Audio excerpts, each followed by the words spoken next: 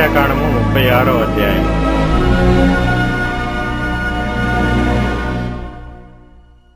యోసేపు పుత్రుల వంశములలో మాకీరు కుమారుడును మనష్షే మనుమడునైన గిలాదు యొక్క పుత్రువంశముల పెద్దలు వచ్చి మోషే ఎదుటను ఇశ్రాయేలీల పితరుల కుటుంబముల ప్రధానుల ఎదుటను మాట్లాడి ఇట్లనిరి, ఆ దేశమును వంతు చీట్ల చొప్పున ఇశ్రాయేలీలకు స్వాస్థ్యముగా ఇయ్యవలెనని యెహోవా మా ఏలిన వానికి ఆజ్ఞాపించెను.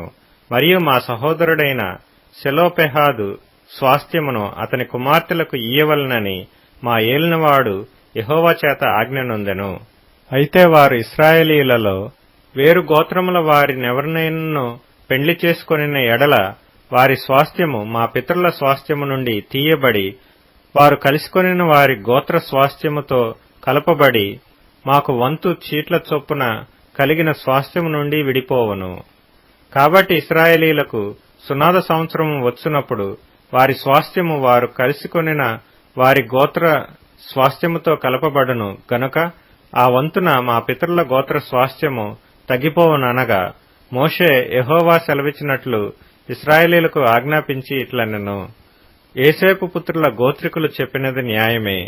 యెహోవా సెలోపెహాదు కుమార్తెలను గూర్చి సెలవిచ్చిన మాట ఏదనగా, వారు తమకు ఇష్టులైన వారిని పెండ్లి చేసుకొనవచ్చును గాని వారు తమ తండ్రి గోత్ర వంశములోనే పెండ్లి చేసుకొనవలెను. ఇశ్రాయేలీల స్వాస్థ్యము ఒక గోత్రములో నుండి వేరొక గోత్రములోనికి పోకూడదు.